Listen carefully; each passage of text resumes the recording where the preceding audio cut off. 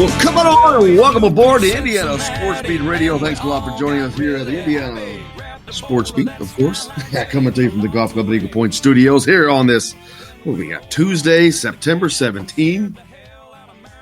Man, where's the time going? We're already past halfway through September. Jake's at the wheel, keeping things on the track for us. Jim Coyle with you, as always. Another great program ahead. It's Tuesday. You know what that means? It's a Chronic Tuesday. Chronic Hoosier joins us. Also looking forward to talking to Indiana men's soccer coach Todd Leary today. He'll join us at the top of the Todd Yeagley. I don't know why I wrote Todd Leary down. Why I wrote that down, I don't know why. I'm just stupid, I guess. Coach Yeagley joins us at the top of the hour. He's a great friend of the show, been on several times. Big match tonight, man, up at over at Bill Armstrong Stadium on Jerry Yeagley Field. The Hoosiers, number 4 in the country, hosting the 10th-ranked Fighting Irish of Notre Dame. This is always a blood match. And I don't mean that there's bad blood between the two teams, but it's just a fist fight of a soccer match. I mean, it is basically a fist fight. It is going to be a battle royale. It is hard playing for 90 minutes and then probably going into overtime if I know these two teams. But looking forward to being out there tonight for that. The weather's going to be superb. This is the second big match that they've had out at Bill Armstrong Stadium this year. Unfortunately, the first one with UCLA had a superb crowd ready to go. And then all of a sudden, the clouds opened up and Moses thought he was going to build another ark as dumped rain on that match. But, man, no rain in sight for this one. So if you're in the Bloomington area or going to be in the Bloomington area, you need to be out at Bill Armstrong Stadium tonight, 7 o'clock. The Fighting Irish will visit the Hoosiers. It ought to be fun. Lots going on in basketball land for the Hoosiers. Hassan Diarra, he's got an official visit scheduled for this very weekend. It's one of the point guards that Archie is chasing. You know, the thing about the point guard deal is I don't get.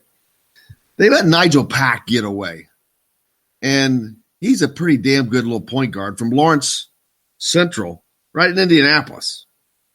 He's committed to Kansas State, and I saw him play last summer, and I don't know why. Why'd you let him get away? I don't get it.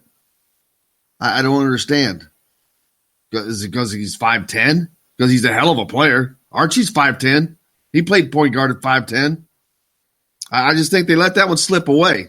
My opinion on that is he committed earlier than expected, number one. But number two, they weren't into doing the Indiana thing at that point. They were still trying to get all these outside guys. And they let some guys slip away. They let a good shooter go to Clemson from the Evansville area, and Alex Hemingway. That's another one. I'm like, I just don't get that. Why? Why let those kids get away? But crying over spilt milk. Indiana's still trying to land a point guard. They've been trying to nail one for a couple of years now. But Hassan Diarra will be coming in to visit. They've got other guys that they are talking to, of course. Big man Dawson Garcia. They recently had an in-home visit with him, trying to get him down for an official visit. They're talking to the Canadian Javante Brown Ferguson, another big kid, a 6'11" dude. Bryce Hopkins is scheduled to visit this week, I believe, but he's 2021, I think. So I don't really get into talking a ton about 2021 kids unless they're a superstar, because that's a long daggone time away. How about last night on the Diamond, man? Our man Kyle Schwarbs. How about a Schwarbomb? How about a Schwarbomb number 3-7 on the season? Available out there in the Reds bullpen. In the air to deep center. You know what that sound Rims it back. He is. God! 37 home runs on the season, man. That is the most by a left-hander since 1972 for the Cubs. That's a long time. And that's that's steroid free. He's just eating his Wheaties. Hell of a year for Schwarbs. That's a lot of Schwarb bombs, man. They're loving it. That was a 3-run bomb in the Reds game last night. Did they go on to win that game? I didn't even check the score. I was watching Monday Night Football last night. But I know that they were, but the Reds kind of tightened that game up. Let's see what happened in Major League Baseball last night. Where's the Cubs score? Wow, maybe he hit a couple more. Did he hit a couple more bombs? Another Schwarb bomb? I don't think so. I would have read about that. Yeah, they scored 3 runs in the bottom of the 8th, 2 more in the 6th. That 3-run shot by Schwarber was in the first inning. He also made a diving catch in left field. Ooh. The Reds have had the Cubs number for a while, but they didn't last night.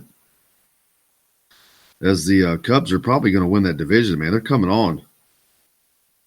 The Cubbies beating my Reds team. Boo. I'm a Schwarbs fan, but I'm a Reds man. Also, Monday Night Football last night, the Jets and the Browns. One of the most exciting games in NFL history. People were waiting with bated breath. I mean, there must have been I'm just kidding. That had to be one of the most boring lineups in the history of Monday Night Football. But it was actually a repeat of the first Monday Night Football game from 50 years ago.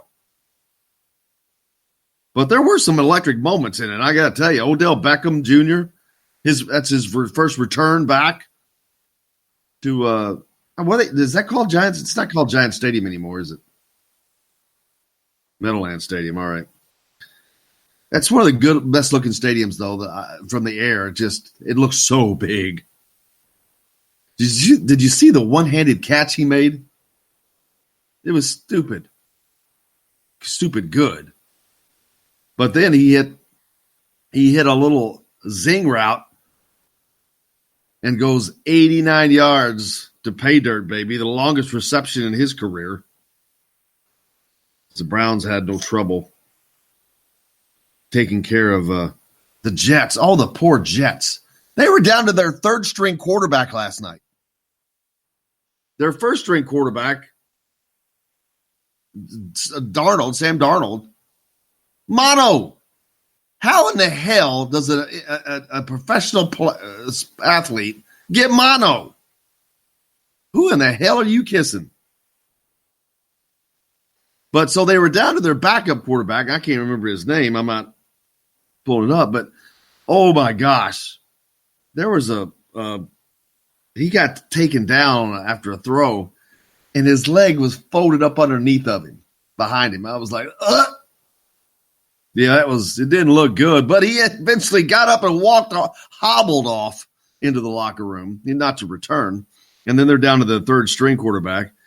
They were beating the crap out of him for a while. That's not what an NFL team expects, but a lot going on.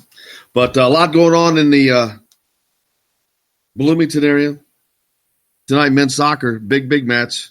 We've got Coach Yeagley on with us today. He'll be at the top of the hour joining us. Also, Chronic Hoosiers on, because it is a Chronic Tuesday. He'll join us after Coach Yeagley. Plenty to get to. We'll hear from the Fish. A little reboot action this morning.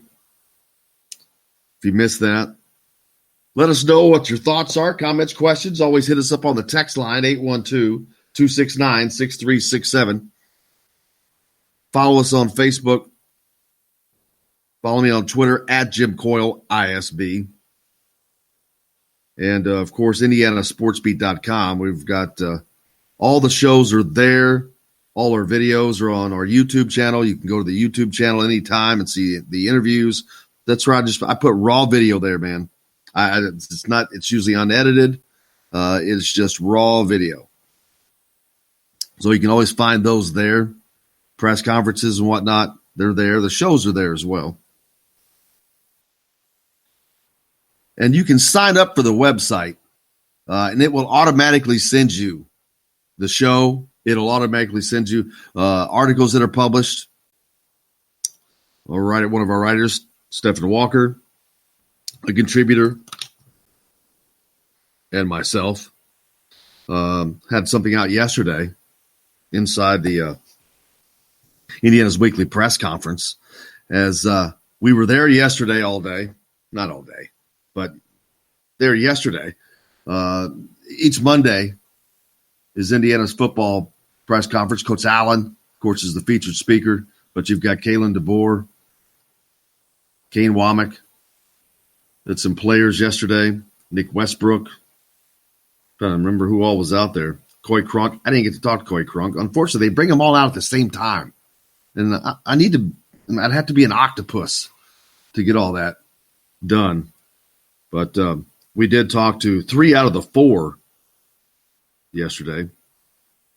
And again, those are all up on our YouTube channel, but we'll be hearing from those guys this morning. Nick Westbrook, like I said, Alan Stallings, defensive lineman, Raheem Lane. We even got to speak with Steve Aird and Emily Fitzner yesterday. They were invited over after their big win over the weekend in Lexington as they knocked off the number 15 Kentucky Wildcats in volleyball. I think I saw that the volleyball team got votes this week. Do you know how long it's been since they've been ranked? Almost a decade. 2010. They're not ranked yet, but they got votes. That's a step right there. You knock off a number 15 team on the road. Hello. I think they've got 8 wins already. Coach Steve Aird's got them rolling. Looking forward to keeping up with that squad. Ran into Coach Escobedo on the square the other night. He's the Indiana wrestling coach. They're looking forward to a great season. Looking forward to we're going to keep you up to date on everything IU, man. This is the place. There's no other show like it. This is the only IU athletic show. You get it all here. Best guest. What more do you want? But make sure you hit us up on the text line, 812-269-6367. Sign up for the website, indianasportsbeat.com. You can have everything just delivered to you automatically. You don't have to worry about searching for it, trying to find it. You can also find it, the show's rebroadcast on all of the usual suspects. As far as the podcast, rebroadcast is the podcast, but plenty of that coming up. But we got a lot more coming up on the program today, man. Like I said, Chronic Hoosiers with us here on this Tuesday. Coach Todd Yeagley, Indiana men's soccer coach, is going to join us at the top of the hour as the men's soccer team, number 4 in the country, hosting the number 10 ranked Fighting Irish of Notre Dame tonight, 7 o'clock at Jerry Yeagley Field at Bill Armstrong Stadium. Man, that's going to be a spectacular fist fight of a match. Got the popcorn. Can't wait. Ready to go. I'm excited. Great night. We'll be back with lots more Indiana Sports Beat Radio from the Golf Club at Eagle Point Studios right after this. Newspaper taxis appear on the shore, waiting to take you away. Flying in the back with your head in the clouds and you're gone. Lucy in the sky with diamonds. Hello, everybody. Jim Coyle from Indiana Sports Beat. When I'm not covering the Hoosiers, you can find me at Bubba's 33 in Clarksville, located on the northeast corner of I-65 at Veterans Parkway. Bubba's 33 has hand-tossed pizzas, bold burgers, and ice-cold beer from a select list of local craft brewers. An incredible food selection, all made fresh daily. Whether you're meeting the team for that post-win meal in the family dining area or meeting friends for happy hour to watch the game on one of Bubba's 50 TVs. Bubba's 33 in Clarksville. pizza, burgers, beer. We all want a winning smile for those championship photos, and that's exactly what you will get at Reynolds Family Dentistry in Sellersburg. Reynolds Family Dentistry has been serving the dental needs of Hoosier families for over 30 years. Let Doctors Roger and Jay Reynolds take care of your family. Just off of I-65 at 809 South Indiana Avenue in Sellersburg. Call 812-246-3368. That's Reynolds Family Dentistry, 812-246-3368.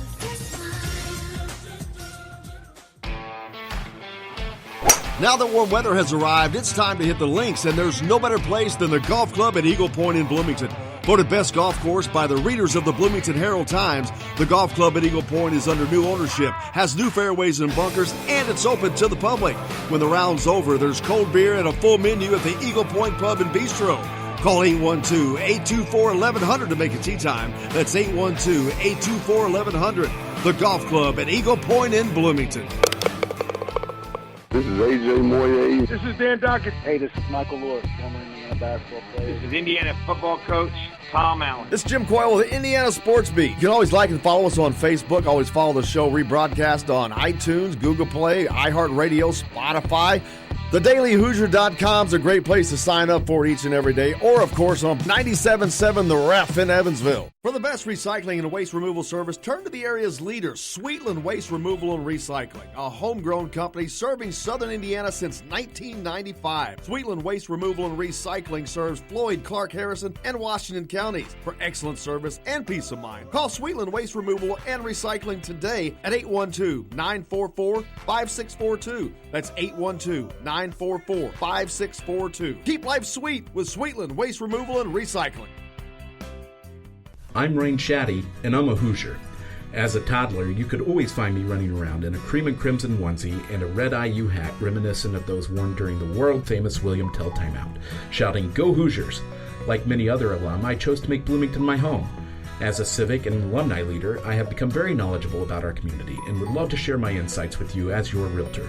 Find me on Facebook or call or text me, Ryan Shaddy, with FC Tucker Bloomington Realtors at 765-623-9093.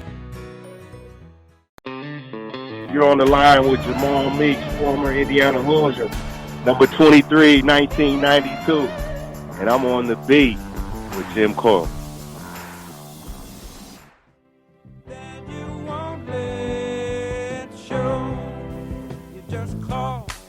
Welcome back to Indiana Sports Beat, of course, coming to you from the Golf Club at Eagle Point Studios. One of the highlights of our week as we get to talk to the voice of the Hoosiers, Don Fisher. Don's with us right now. Don, how are you, sir? How was your weekend?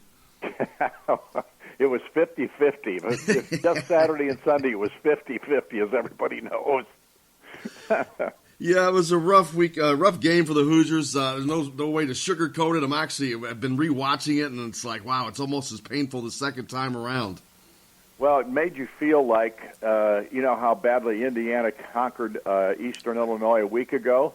It made you feel like just the opposite this week. As dominant as Indiana was against the Panthers, they were just that meek against the Ohio State Buckeyes. Ohio State was everything we've heard and probably even more in the sense of how good their defense has gotten over a year ago, dramatically better. Greg Madison, who came from Michigan, has taken over that program's defensive coordinating spot, did a magnificent job. He's got these guys playing at an elite level, to say the least, and they just looked terrific on defense. Indiana was swarmed the entire day. Peyton Ramsey was sacked, I think, 5 times or 4 times in the ball game.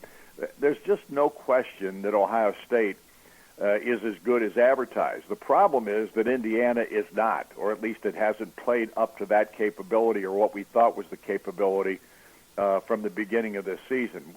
I honestly thought this defense was going to be really, really good this year. Yes, they're young in some spots, and but they've got a lot more depth. They've got a lot more talent. Their athleticism, the speed, all those kinds of things are better. Unfortunately, they're not playing better. And that's the most concerning thing to me. They're missing tackles. They did that in the Ball State game, first game of the season, had tons of missed tackles. They did exactly the same thing on Saturday against Ohio State.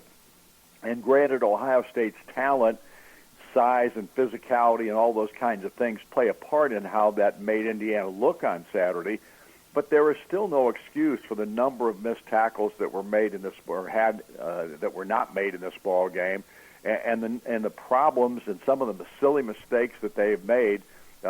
Even the special teams, which has been a plus for this team in the first couple of ball games, turned out to be a negative in this contest. Maybe the only positive in that vein was David Ellis continues to look like a really good return guy on kickoffs. But unfortunately, the mistakes that were made in this ball game just kind of destroyed any opportunity for Indiana to make a contest out of it.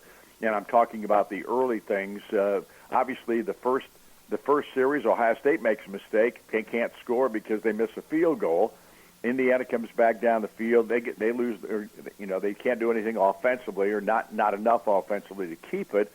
But then after Ohio State scored, Indiana all of a sudden kind of changed the way they were going about their business from an offensive standpoint and from a defensive standpoint, and played them pretty tough for 10, 12 minutes. And then all of a sudden the second quarter begins and the mistakes start over. And a block punt probably set up as much of the problems they had the rest of the day as anything, because Hayden Whitehead, who I think is an All-American punter, he suddenly got rattled, went out there. He had a 12-yard punt after that.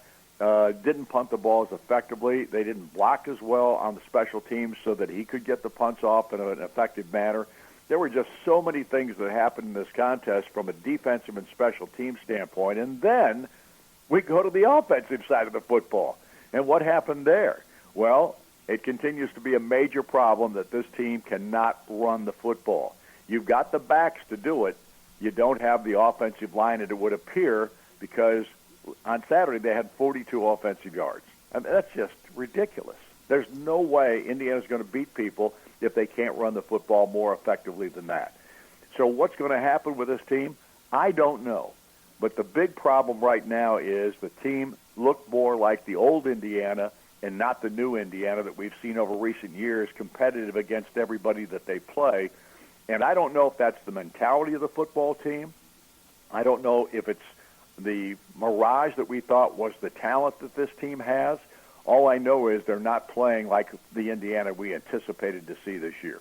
Yeah, I look at the stats, Don, and that number of 42 just jumps off the page on the offensive side. And then you look over and you see that Stevie Scott had only 6 carries for 9 yards. That's really got to be a great point of concern, because he's a guy that we expected a lot of. He rushed for over 1,100 yards last year, and this line may not be as deep as possibly, but there's still what we thought was a solid line. And man, they cannot run the ball. And doing it against Ball State was scary in and of itself, but when you see it again, it really makes you wonder if there's a serious pattern there.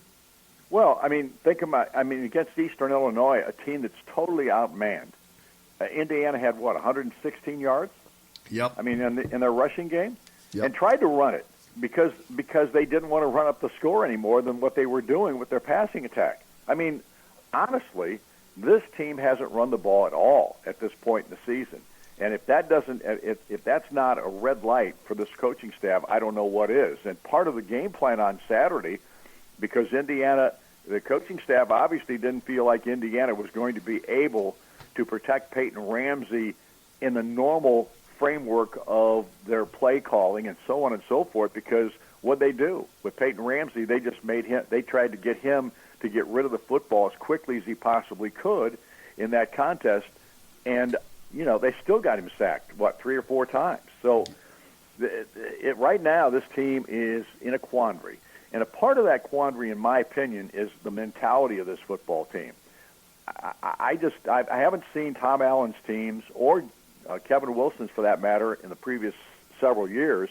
I've not seen them play with that lack of physicality, toughness, and the belief in themselves that we had come to expect. They're not playing with that belief at this juncture. I don't know why. I can't figure that out. And it's going to be something that this team has got to address, and they're going to have to look in the mirror this week and find a way to turn things around, or this is going to be a really long season. Yeah, after the game, talking to Peyton Hendershot, and pointing him out anyway, because he was giving an honest answer. He said that maybe they were just lackadaisical, and I'm like, how can you be lackadaisical against the number 6 team in the country? And he was just honest and said, well, maybe because we were 2-0, we just beat the heck out of somebody, and I'm like, wow. So it does make you wonder where their mentality is and how they're thinking about their approach. Well, I because I go to practice, I'm not going to say a lot. I can't say a lot because I'm expected to keep my mouth shut, and I try to.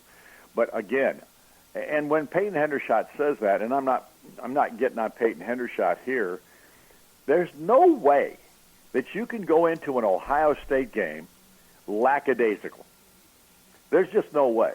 And if that is your mentality, then there needs to be a intervention. I don't know how else to put it with this football team, because you're playing one of the best teams in the country. Yeah, you've given them a tough go here in several years. You haven't beaten them, though. You haven't beaten them. You've got to have the mentality that we've got to go out there and prove that we're as good as these guys, and we're going to do it by winning. And this team hasn't figured that out yet, apparently, because obviously Saturday was ridiculous. Yeah, and a lot of times, I guess a lot of guys, they just want to flush that and move on. I don't know that that's possible. But the biggest question now is about the return of Michael Penix and when he can get back, and that's a question I don't know the answer to. Well, none of us do. Obviously, we don't know what the injury is. We don't know how serious it is. It sounded like it was a game-time decision, or that they were going to try and make it a game-time decision. Whether or not that is the case, we'll just have to wait and see. But here's the other thing. Do you think Michael Penix would have made a difference in this ball game on Saturday against Ohio State? No, because when you can't run the ball and you can't stop them from running over you, your quarterback's not going to do a lot to help that.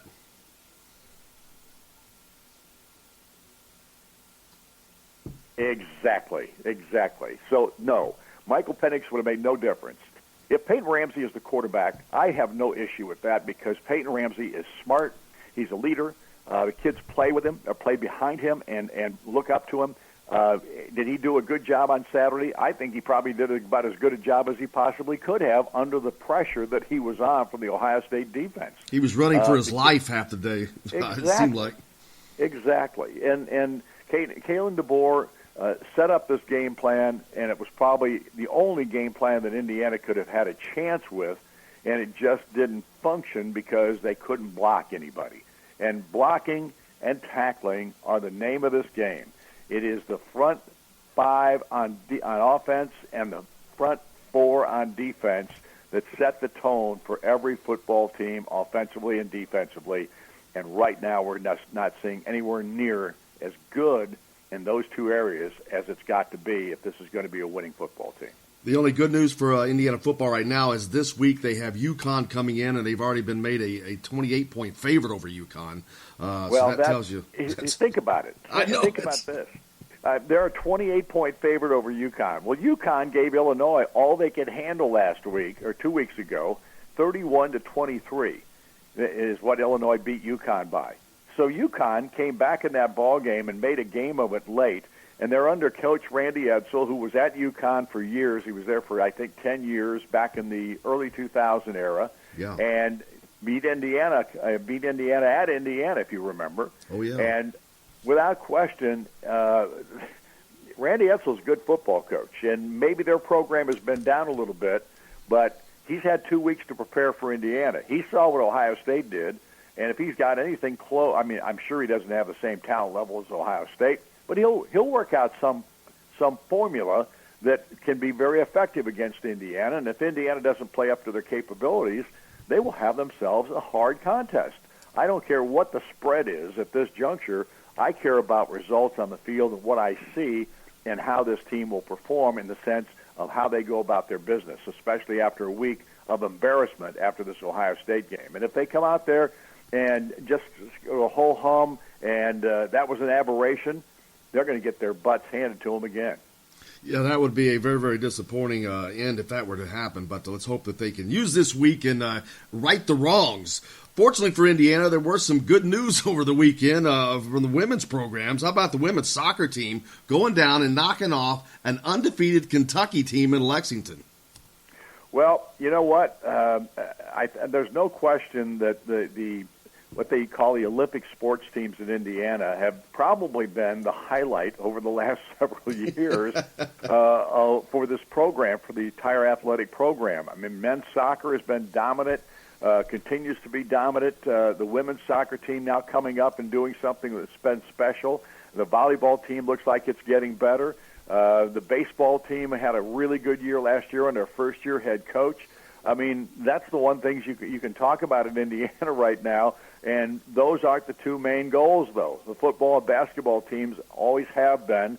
They will always get the most attention, but those other teams, as you point out, are doing a pretty good job of at least keeping Indiana recognizable in the standpoint of being positive. So from my perspective, congratulations to all of the teams in Indiana that are not football and basketball at this point. Yeah, women's volleyball also went down to Lexington and beat Kentucky, number 15 Kentucky down there. First time Indiana's beat a ranked team on the road for several years, I saw. So congratulations to Coach Steve Aird and Edwin Van Bennekom. But like you said, the bell cow sports, man, basketball and football, those are what people want to see do well. And it's almost like Indiana took a step back. I saw some people refer back to the Bill Lynch days, and that's not he was a great guy, but not a fond time in Indiana football fans' memories. Well, and here's what I would say about that, too. I mean, yeah, there were a couple of years there at the end when Bill Lynch was coaching that Indiana didn't look very good at all. But they also had some years under Bill Lynch, including the Terry Hefner interim coaching year where Terry Hefner had passed away, that they were a pretty good football program, and there were some really positive things that happened at that point. The problem right now is that the last 8 years, Indiana football has gotten better in the sense of their competitiveness and their toughness. That didn't show up on Saturday, and that concerns me. If we continue to see that kind of slide away, then this football team and this program has got some problems that they've got to get fixed. And I'm not placing the blame on the coaching staff. I'm not placing the blame on any individuals. I'm simply saying the mentality has got to change, and it's going to have to change quickly. Absolutely, because they were heading in the right direction, and it can't go this direction much further because it's also going to affect the bottom line, the fans. I mean, I'm afraid they're going to barely get 25,000 there next week. Well, our fan base, and you don't want to get me started on our fan base because we have about 20 to 25,000 really loyal Indiana football fans, and after that, it is strictly fair weather stuff. Absolutely. Don Fisher, I cannot thank you enough, as always, for joining us this week. Look forward to the conversation again next week. All right. Thanks for having me, Jim. I'm sorry to be a dour Dewey today. Man, you're a teller of the truth, brother. Teller of the truth. Hopefully we have better truths to talk about next week. Me too. Don, have a great day. You too. Thank you. Don Fisher joining us here on Indiana Sports Beat. We'll be back with more from the Golf Club at Eagle Point Studios right after this.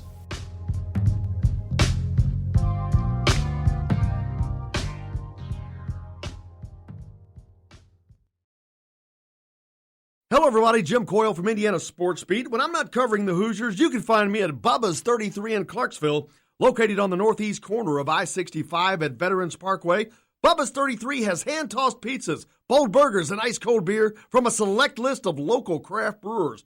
An incredible food selection, all made fresh daily. Whether you're meeting the team for that post-win meal in the family dining area or meeting friends for happy hour to watch the game on one of Bubba's 50 TVs. Bubba's 33 in Clarksville. Pizza, burgers, beer. We all want a winning smile for those championship photos, and that's exactly what you will get at Reynolds Family Dentistry in Sellersburg. Reynolds Family Dentistry has been serving the dental needs of Hoosier families for over 30 years. Let Doctors Roger and Jay Reynolds take care of your family. Just off of I-65 at 809 South Indiana Avenue in Sellersburg. Call 812-246-3368. That's Reynolds Family Dentistry, 812-246-3368.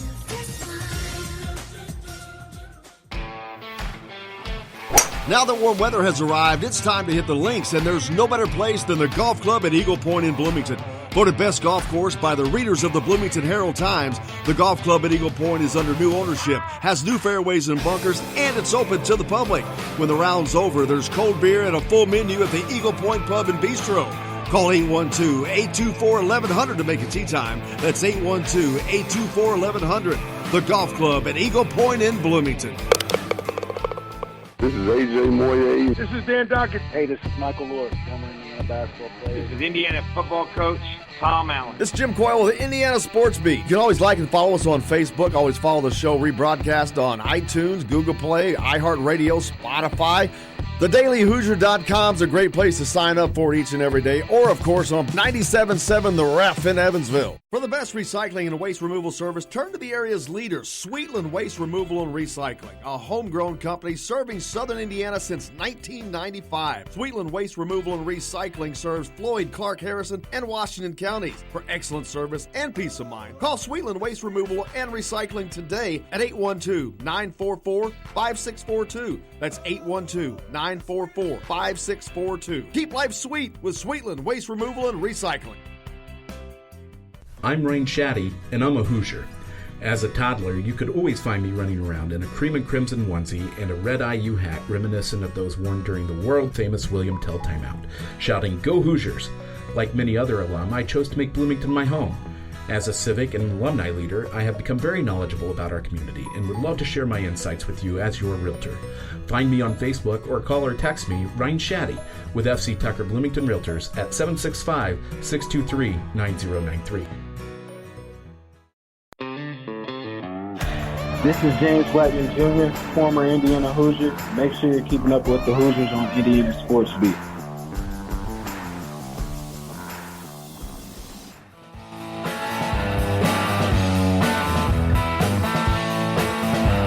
Welcome back to Indiana Sports Beat Radio, of course, coming to you from the Golf Club at Eagle Point Studios here on this Tuesday, September 17. It's a Chronic Tuesday. Chronic Hoosier joins us in the next hour. That'll be after Coach Todd Yeagley, Indiana men's soccer coach, joins us at the top of the hour. Tonight, the Hoosiers, number 4 in the country, hosting the 10th-ranked Fighting Irish of Notre Dame. Huge soccer match. It is every year, man. It's just one of those great rivalries. Within the state, you got some schools within the state, but they're also every year one of the top-ranked programs both in the country. Of course, Indiana with 8 national championships and a program that just does not seem to ever go down. But, man, this is always just I keep calling it's a fist fight of a match. And I don't mean that because they fight each other. It's just it's just one of those tough matches. I mean, it is going to be a gritty, hard-nosed, defensive play match and fun soccer to get out and watch. 7 o'clock tonight out at Bill Armstrong Stadium. So make sure you get out there. I was talking about earlier some of the visits coming up for Indiana basketball. Hassan Diarra this weekend. They've talking to several other guys. Like I said, Dawson Garcia, of course, they've been to see him, but Javante Brown-Ferguson. Bryce Hopkins visits this week as well. Archie off to see Andre Curbelo, a 2020 point guard. He's really putting the push on trying to get a point guard. They've been trying to get one for 2 years, man. It's a little shocking that they haven't been able to get that done. I got to be honest with you. But I mentioned earlier that I think part of that's because they weren't pushing for in-state recruits earlier. They were chasing all the out-of-state guys, and they were not having any luck, and then turned their sights within the borders. But before that happened, they let one get away, and Nigel Pack. I think that was just a huge miss, but it is what it is. But off to see Curbelo today. That was Adam Zagoria has that out this morning. I'm not sure where they're going to be up to visit that. I forget where he's from, but that's just another one in the days of the visiting that's going on. Got to hear from a lot of football coaches yesterday. One of those was Kane Womack, the defensive coordinator. And, he after that debacle, 51-10 loss to the Buckeyes, number 6 Buckeyes, it's a lot of different responses from the different coaches, but Womack was probably the strongest, but it should have been, being the defensive coordinator. They gave up 55 or 51 points, man. That's a lot, but here's what beginning he had to say.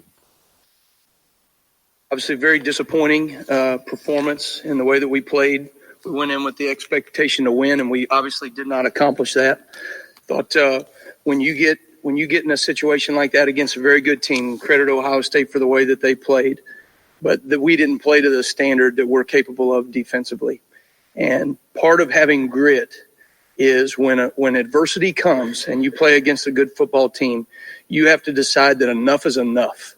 And when you walk out there on that field, you say that enough is enough, and I'm going to do my job, right, and focus on my play so that I can go execute at a very high level. And that's not what we did enough in that game. Credit Ohio State. I'm not taking anything away from them because they're a very good football team. But if I'm a linebacker, enough is enough. I'm going to lock in. I'm going to do my job for that one play, and then I'm going to go play as hard as I can the very next play. If I'm a defensive tackle, enough is enough. I'm going to go lock in and do my job. If I'm a corner, I'm going to lock in and play my responsibility. Across the board, same deal to me as a coach, right? There were calls that I should have made and got in a lot faster than what I did. Think that each one of us, I told the players this morning, this is a program-defining opportunity. We had one to play Ohio State and beat them, all right, and we didn't get that done. But how we respond to this adversity when we know that we're capable of so much more, as an entire program, enough is enough. Okay, not saying that we're going to win every single game, not saying that we're going to do anything outside of what we're capable of doing. But when we decide to go do what we're capable of doing, we can accomplish a whole lot of things here. And that starts from everybody, from coach to myself, all right, to our players, to our fan base. It's an opportunity, all right? We've got to show up, all right? We've got to show up in pregame. We've got to bring energy in pregame to our team, all right? And that's not a challenge to anybody, right? But it's an opportunity for our entire program. It's an opportunity for our entire program, university, community, all right, Indiana alumni. Enough is enough. Let's go in there and let's go execute and let's go do our job. We got to do our job on the field, all right? But we got to give you guys something to play for, okay, and something to be proud of in the way that we go and compete every single day. Yes, sir. Defensive coordinator Kane Womack. There's a lot of truth in what he says, but this brings questions to me. I don't understand. Most people that are listening played sports. I played sports. We all played sports. I didn't play Division I football. I competed at a higher level in professional rodeo. But the thing is, I don't recall a time that I was not focused on my task at hand. I don't recall. And you look at the game, okay? Number 6, Ohio State, Big Ten opener. How are you not up and ready for that? And there's a lot of coach speak and players speak that they're given these lines to say that, oh, will we prepare for each game the same? All bull crap. Every game is not the same. There's no way you go into Eastern Illinois the way you go into an Ohio State or a Michigan. Baloney. I can't buy that. Now, I know you want to prepare, you want to keep that consistent, but there's no way in your mind you don't know who you're playing. You absolutely know who you're playing, what the level is, and who the hell's coming in. You know that the 6th-ranked team in the country is coming in. You know that it's the Ohio State Buckeyes. You know that it's a divisional opponent. It's a Big Ten game. So I just have such a hard time buying some of that. Not what Coach Womack had to say, but it's just many of the players we talked to there was a lack of focus. You know, we got complacent. How? It's the 3rd game of the season. It's not like you're worn out because it's the end of the season. Hell, you're just playing the 3rd game. You're playing your first conference game. So I don't get that. And, yeah, I just don't get it. So if that's a problem, then that is a problem. And that problem's coming from somewhere else. If you can go into a game as a team not focused, not focused on the task at hand, not knowing the what you're playing for, then that's an issue. And that issue has to start with somebody. I'm not pointing fingers, but I'm pointing out realities. I just can't buy that. Getting outplayed, okay, that's acceptable. That's understandable. One team is usually better than the other team. In this case, there's no doubt which team was better, which team has better players, which team was better prepared, which team was focused. So you're telling me Ohio State was more focused for Indiana than Indiana was focused for Ohio State? That's funny.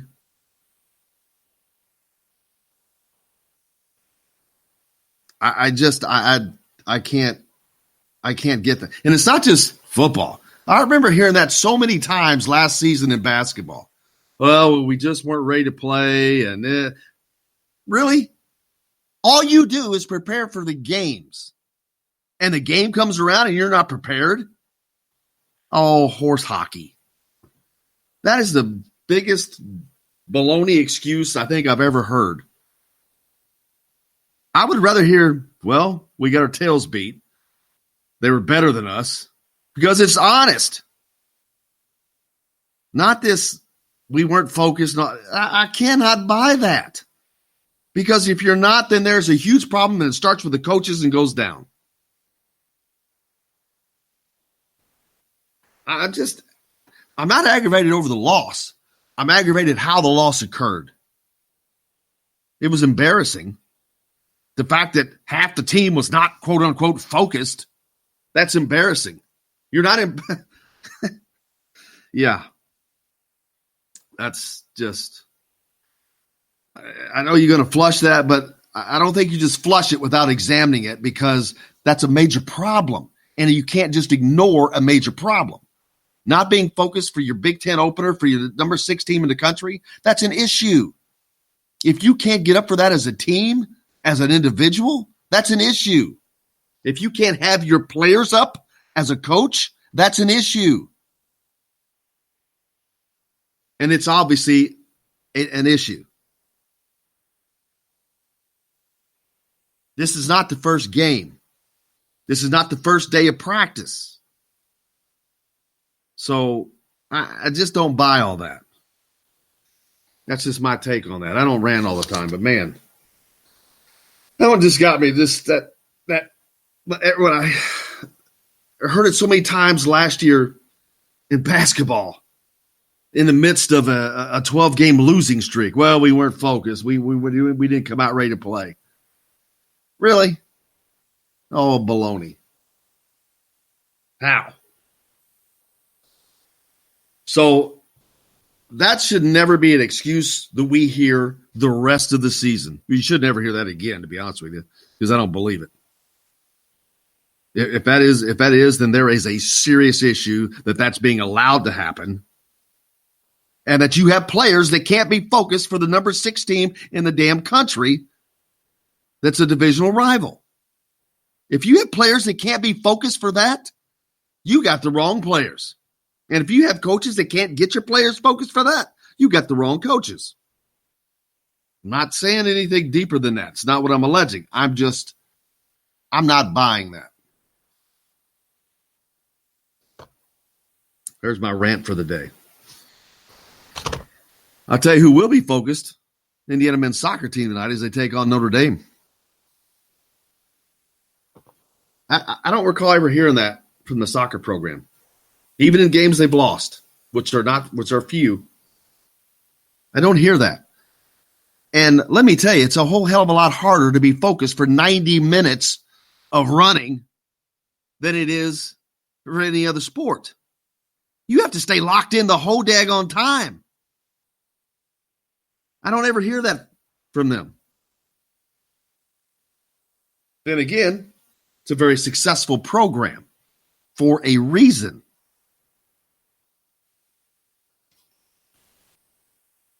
Take it as you will. Take it as you will. Hit us up on the text line, 812-269-6367. as Ryan did from Whitmore Lake, Michigan. Players should have been ready for the OSU game. I played collegiate sports. No excuse on that. Also on players should have been benched last year during basketball losing streak and replaced with all the backups. I said that exactly. Thank you for the text, Ryan. I remember during that streak, I was going nuts. That's exactly what I said. Bench their ass. Bench them. Get them off the floor. Because I cannot stand hearing that one more time we didn't come out ready to play. Then turn your uniform in. That should never be that's an excuse that should never, ever be uttered. If you did come out not ready to play, I wouldn't tell anybody that. I just wouldn't even tell anybody that. It's not an excuse that just goes over well with me. And I think that it's half the time, I don't think it's quite true. I think that they think that that's something they can just rely on. Well, to me, that's the worst excuse you can possibly give, because that tells me you weren't willing to give the effort needed. And it didn't bother you. It didn't bother you enough to do so, to change course, to realize that you're not doing that. And the coaches didn't see it and say, hey, weren't able to change that. That is a problem. It's an issue. Tim just tuned in. Asked if we see Archie is going to visit Andre Corbello today, 2020 point guard. Yeah, we mentioned that earlier. Thanks for the text, Tim. Said Christian Lander has visit set to Louisville on September 27th through the 29th. Indiana, Hoosier Hysteria Weekend. And Michigan, October 26th through the 28th. He's scared about Michigan getting him. Well, I was for a while, Tim. He has Michigan was Christian Lander's team growing up. So he has an affinity for Michigan. Now you've got a member that vaunted Fab Five as the head coach, which can be a draw. But a bigger thing for people like Christian Lander is, guess where he wants to end up? Where his ultimate goal is not to play at Indiana or Michigan. His ultimate goal is to play in Boston or LA or Houston or San Antonio, the NBA. That's his ultimate goal. And so these players look and what they say to themselves is, hey, what's my best route to get to the NBA? And if you want to know the truth, they'll look at Indiana and they'll say, one player sent to the NBA in 9 years as a coach. Yeah. Probably not. Again, this is truthful. But if Indiana will win this season, I think that they will land Christian Lander. I don't know that if they have another 16 and 15 season, they get a Christian Lander. Not only do these kids want to get to the NBA, kids like him, they want to go to a winner. They want to know that they have a shot at winning while they're there. And, Indiana fans get on this bandwagon. Well, they should want to come represent their state and be a part of that. Yeah. No, sorry. That works for the middle-level recruits. That doesn't work for the elite players. And a lot of people say, well, we don't want any one and dones. If you're not going to be here for 4 years, don't come here. Oh, baloney. You need elite players to be an elite program. That's just a fact. Now, I'm not saying you need a roster full of one and dones. Not at all. I'm not a fan of that. It has not served anybody well. How many national championships has Kentucky won doing that? How many national championships has Duke won since they did that? What happened to their big vaunted team last year? They didn't even make the Final Four. It's not what I'm saying. But you have to have a mix, a great core of players, but you have to sprinkle that in with some elite talent to make you elite, unless you are coaching the hell out of them like Virginia or Texas Tech. We've seen that happen there. Boy, I'm feeling salty today for some reason. He's fired up, folks. Telling you, I don't know why. Just that excuse stuff just really got to me this morning. Tim says, if we take a point guard, that will hurt recruitment of Lander. No, they've been trying to get a point guard for 2 years as a backup for Finney. Because if they don't, 2020, he's in the class of 2021. We got a lot more coming up on the program here on Indiana Sports Beat Radio. It's a Tuesday. That means it's a Chronic Tuesday. Chronic Hoosier joined us. But before that, at the top of the hour, we're going to be with Coach Todd Yeagley, Indiana men's soccer program. Stay tuned. More Indiana Sports Beat Radio coming to you from the Golf Club at Eagle Point Studios right after this. Now you laughing pretty baby. Someday you're gonna be crying. Hello, everybody. Jim Coyle from Indiana Sports Beat. When I'm not covering the Hoosiers, you can find me at Bubba's 33 in Clarksville, located on the northeast corner of I-65 at Veterans Parkway. Bubba's 33 has hand-tossed pizzas, bold burgers, and ice-cold beer from a select list of local craft brewers. An incredible food selection, all made fresh daily. Whether you're meeting the team for that post-win meal in the family dining area or meeting friends for happy hour to watch the game on one of Bubba's 50 TVs. Bubba's 33 in Clarksville. Pizza, burgers, beer. We all want a winning smile for those championship photos, and that's exactly what you will get at Reynolds Family Dentistry in Sellersburg. Reynolds Family Dentistry has been serving the dental needs of Hoosier families for over 30 years. Let Doctors Roger and Jay Reynolds take care of your family. Just off of I-65 at 809 South Indiana Avenue in Sellersburg. Call 812-246-3368. That's Reynolds Family Dentistry, 812-246-3368.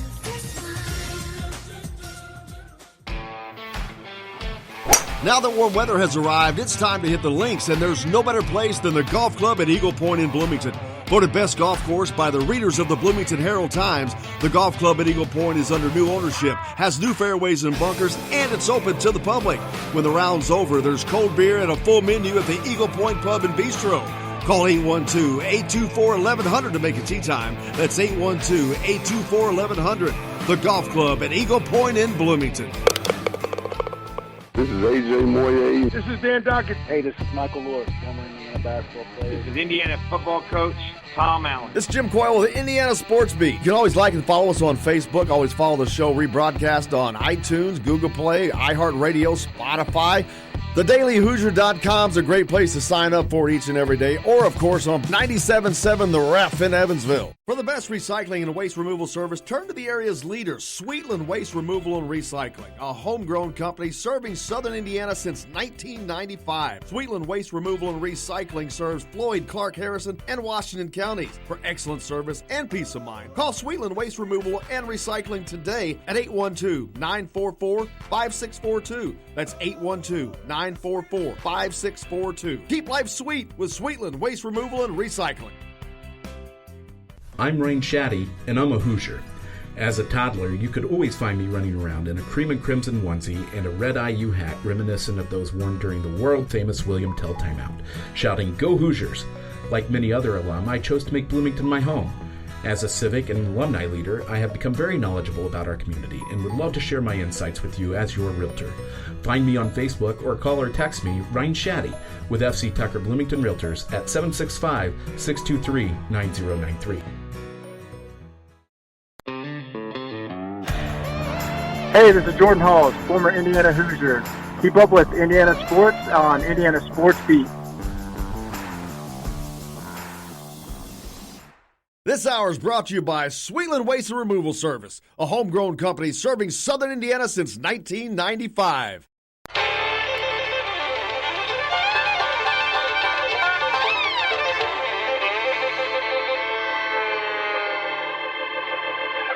Well, we're coming to your city. Gonna play our guitars and sing you a country song. We'll all be flying higher than a jet airliner. And if you want a little bang in your yin yang, come along.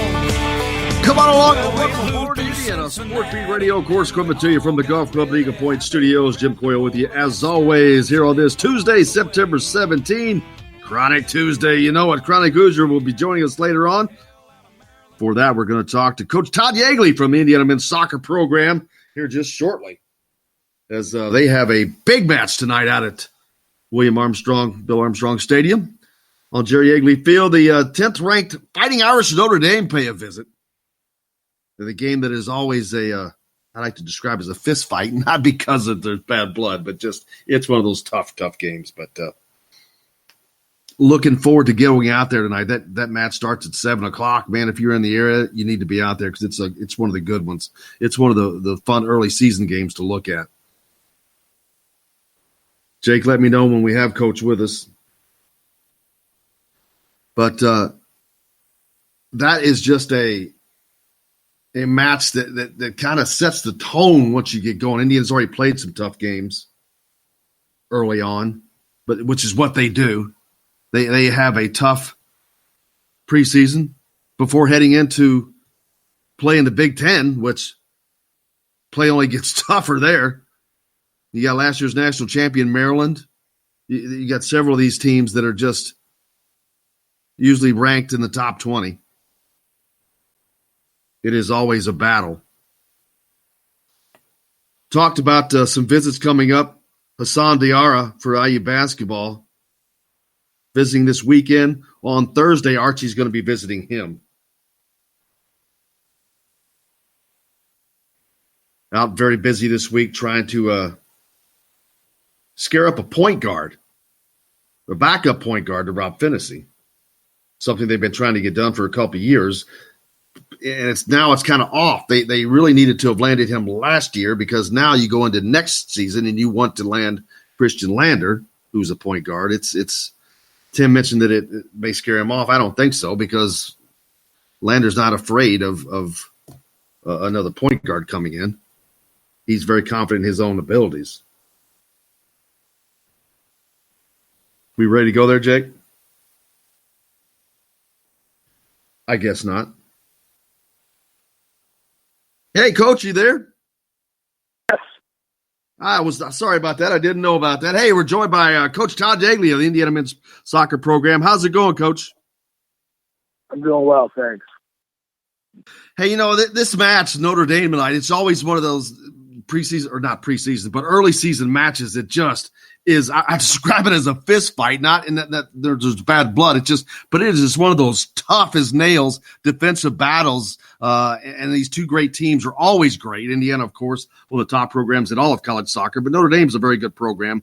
Is this kind of a match that you get a sense on where your team is before you get into Big Ten play later? Well, it's a great matchup. I mean, they've done a great job with their program, and the games have been, some fantastic matches. I wouldn't call them battles. I mean, they're two teams kind of going toe to toe. Both teams play hard but fair.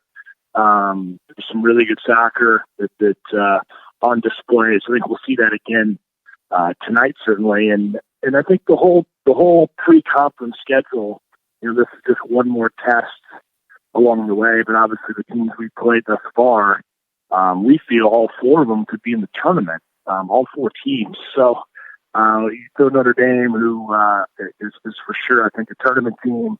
This is the type of schedule that tells you where you are and what adjustments, and it has given us some insight to areas that we maybe were a little farther ahead than we thought, and others we need to continue to focus on. A season that's a little different than normal. You had to add a lot of guys this year, man, because you lost so many to going on to play professionally. And how difficult is it to early on to get those new faces welded in and get the not the camaraderie, but the teamwork welded together like you like it to be? Yeah, I mean, you had a really short preseason. which is a lot of evaluation. You're also trying to put your team together, and so you just can't get everything done. So we're growing on the fly. We're learning. We had a great little break this week to be able to really dig into some more team review. And a lot of that's because our own players understand the strengths of each other. What might have been effective last year may not be as effective in our defending and our attacking. So you can kind of find the strengths of this group and learn each other's tendencies, how they like to move, where they like the ball, what kind of runs they typically make. All those things you need time. And, training is a big part of that, but, seeing the match play is also super important. So we're learning as we go. And this pre-conference schedule you guys play, it's like murderer's row and brutal. Talk about how you schedule that before getting into Big Ten play to prepare your team. I mean, I think the programs that know if you want to be, fighting at the end of the year, you got to be able to see where you are. And in some years, you might make it a little bit more challenging. This one, I would say, was a typical year where, a Seattle, for instance, is, I think, a very good team. Haven't always been there, but we knew they had a nice squad emerging. And so, that scheduling was fantastic, playing them at a neutral site. But we want to make it tough. We want to see where we are. And in the end, you don't get hurt too much if you drop one of those in the big picture in RPI. I mean, you look at last year's Final Four. I mean, you have Michigan State who's winless on the year, playing a tough schedule, and you have Akron who's 0-5. Akron's played a tough schedule, and so what you can come away with is you might not have anything to show for it. But I wouldn't count Akron out of the equation this year. I think they're going to have a good year. But that's how fine line the margin is of us being 3-0-1 or 4-0 versus some of those teams not going our way. Well, not necessarily a better or worse team if they were flipped results, but it does give your young team a lot of confidence to find a way to win, which we've been able to do. And you take on a team tonight ranked number 10 of the country, the Fighting Irish of Notre Dame, a great in-state rivalry on top of that, natural rivalry there. But it's two great programs that play each and every year as well. Talk about this Notre Dame team coming in, what you've seen from them and the little bit of scouting you've probably been able to do. Well, they're very organized in what system they play out of. They changed their system a bit from last year's team and present some challenges and because of, I'd say, some of their player movement and where they, their defensive and attacking shape is uniquely different in different areas of the field. So we have to be locked in and just know where we can find some success. They have some individuals that can break you down, just like any of the top teams. So, our individual and group defending are limiting teams to quality chances. They're going to get a couple, but quality chances. And certainly being really disciplined and not giving up unnecessary restarts. They're very good on those as well. So we've looked at 2 or 3 areas that we have to be really sharp with to give us the best chance to win, and then let our playmakers and different guys go out and make plays and express themselves. I think we have some guys that can open the game up. And to the layperson, a common fan who doesn't really know the real intricacies of the sport, talk about the differences of teams, where some teams may be much more defensive oriented and on you the whole time, and others may be more offensively inclined, but the differences in playing teams like that and the differences that are presented. Well, I mean, you can look at, it's all with the roles you give. I mean, a lot of folks will look at a formation. I always say it's just pure like a phone number. I mean, a 4-4-2 can look very different from team to team. It's the roles that you give those players in those certain areas of the field, offensive and defensively, really create the challenges. And Notre Dame, they certainly have their responsibilities that uniquely are different in the attack and defense. I think the other part you have to realize is that teams, where they draw the line of confrontation, some will drop, some will put higher in the field. It presents different challenges. We try to schedule against opponents that we see a little bit of everything, because I think that's the key. We can't be stubborn and only try and what we feel is is the way to play or what we want to do. We have to recognize what the opponent is giving us, find matchup advantages, find numerical advantages in the field, and then from there the game gets simple. It's still, to me, it's a game that comes down to 2v1s and moments that you see and execution of those moments. So when you break all of that down, it comes down to moments that we're trying to have our players recognize on the field, that then it's the time to go. And again, reading each other's strengths and knowing, again, how we move in coordination is that part that we're still getting there with this young team. But it gets down to a pretty simple game of executing those duels. And for, as I spoke with earlier, a lot of new faces on this roster. Who are some of the young guys that have really shined early on that maybe you didn't expect to see that from? Well, there's some that we expected to see some really important things. Obviously, we needed that based on where our losses were. Certainly in the middle of the field, you're seeing in Aiden Morris, who's come in, and I mean, he's well beyond his years. He has so many qualities that we look for in the center midfield. He's cerebral. He sees the game well. You give him things to implement immediately. He can change and bring those to the game. His tenacity, his work rate is high end. He can win balls. He can connect the final pass. He can change the point of attack through a distribution. A lot of things this young man can do. And you also look at Josh Penn, who has a goal in the year, and yet could have 2 or 3.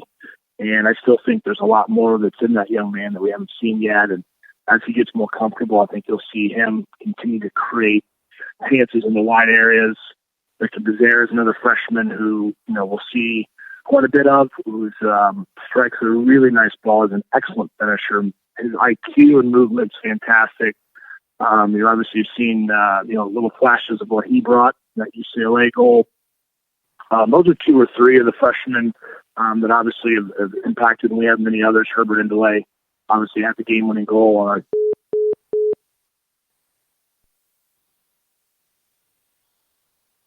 Did we lose him? Sound like we lost Coach. So I hope Jake could get him back on real quick. And while we're waiting for that, Jake, give him a call back. But, he was talking about Herbert Indele, who had the game-winning goal in I forget, was that the UCLA match? But another freshman for Indiana. So they've got a ton of talent, these guys that are freshmen. He mentioned Victor Becerra or Herbert Indele and Joshua Penn. These guys are playing. They're not just freshmen. They're playing. Not only are they playing, they're committing or contributing to this team. We've got Coach back with us. Coach, sorry about that. No problem. But, so we look forward to that match tonight. And then when you get into Big Ten play this year, what's the conference looking like? Well, I think it's as deep as we've seen. You saw the bottom of the Big Ten last year. Start off, we have an undefeated Rutgers. We have, I think, a 1-loss Penn State. Ohio State, I think, might be ranked this week. They're 4-1. Here are the teams that, finished last year in the bottom third of the Big Ten and now are really doing well in the non-conference. Michigan State, who's got a really nice side, obviously has been able to tough into some results, but I know they'll turn it around. Maryland's up to, looking to reload as we are. They played a tough schedule, but they've found some results as of late. Every game is going to be a unique challenge. I say that all the time to everyone. I think our conference prepares you the best to make any type of run because we have different styles of play. All are well coached in what they do, and it presents what I call a tournament run, a challenge. And you don't play against all the same types of teams. And when we saw that last year, no more clear than our, UConn matchup versus Air Force, 2 very contrasting styles, and we had to find a way to win both those games and make adjustments in what we do to find that result. So the Big Ten is going to be a great challenge against us this year, and hopefully we can make it where there could be some hard work at the end of the year. Is Indiana anywhere successful as they have been if they're not in the Big Ten? because of that preparation that you guys get playing those top teams week in, week out? I'm sorry, Jim, what was that again? If Indiana wasn't in the Big Ten, do you think they would have been nearly as successful as the program has been without having to play that brutal schedule that they do before they go into tournament play? Well, I mean, I think that anytime, any program, can challenge themselves in their non-conference, it's to us, the Big Ten championship is fantastic, but, we have big goals for this program, and you got to look outside the conference besides what we are presented with a challenge in the conference. So philosophically, it just means if you take a couple losses out of conference, but it prepares you for the big picture, then we feel we'll be better off. So it's that balance of trying to find the competition between your conference and non-conference schedule, and we're always trying to find that. Quest for Nine certainly continues tonight out on Jerry Yeagley Field. Make sure you're there at 7 o'clock as Notre Dame comes paying a visit. Coach, as always, we greatly appreciate your time, and best of luck. We'll see you tonight, man. Thanks. Appreciate it. Take care. You bet. Thank you again. Coach Todd Yeagley, Indiana men's soccer coach, joining us here on the program as the Hoosiers will take on the Fighting Irish of Notre Dame tonight, 7 o'clock, Bill Armstrong Stadium. Be there, man. It's going to be a great match. The weather's going to be absolutely perfect. Looking forward to heading out there. That's got to wrap up that segment. We got a lot more coming up. Chronic Hoosier joins us next. He's always a fan favorite. Stay tuned. We got lots more coming up on Indiana Sports Beat Radio from the Golf Club at Eagle Point Studios right after this.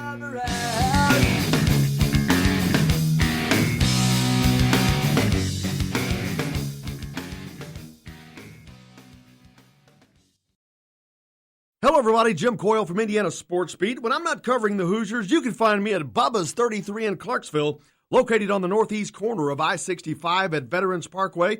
Bubba's 33 has hand-tossed pizzas, bold burgers, and ice-cold beer from a select list of local craft brewers. An incredible food selection, all made fresh daily. Whether you're meeting the team for that post-win meal in the family dining area or meeting friends for happy hour to watch the game on one of Bubba's 50 TVs. Bubba's 33 in Clarksville. Pizza, burgers, beer. We all want a winning smile for those championship photos, and that's exactly what you will get at Reynolds Family Dentistry in Sellersburg. Reynolds Family Dentistry has been serving the dental needs of Hoosier families for over 30 years. Let Doctors Roger and Jay Reynolds take care of your family. Just off of I-65 at 809 South Indiana Avenue in Sellersburg. Call 812-246-3368. That's Reynolds Family Dentistry, 812-246-3368.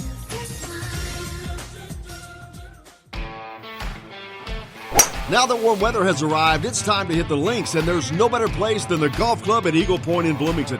Voted best golf course by the readers of the Bloomington Herald-Times, the Golf Club at Eagle Point is under new ownership, has new fairways and bunkers, and it's open to the public. When the round's over, there's cold beer and a full menu at the Eagle Point Pub and Bistro. Call 812-824-1100 to make a tee time. That's 812-824-1100. The Golf Club at Eagle Point in Bloomington.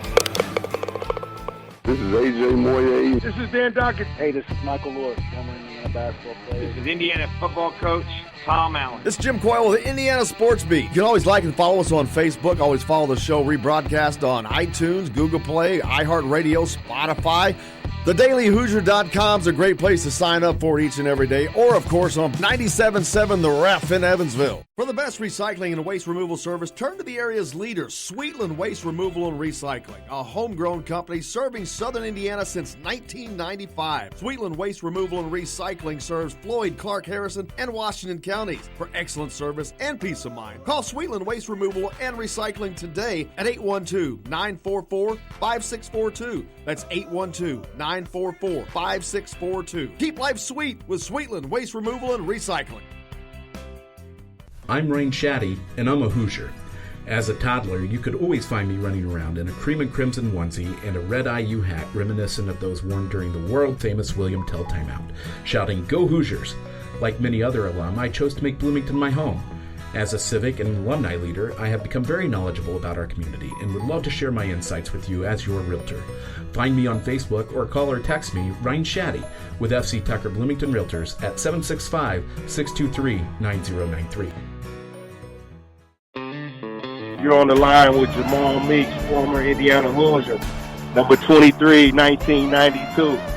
And I'm on the beat with Jim Coyle. Today's guest is brought to you by Reynolds Family Dentistry of Sellersburg. You need $1 million smile for those championship photos, and that's exactly what you'll get with Reynolds Family Dentistry.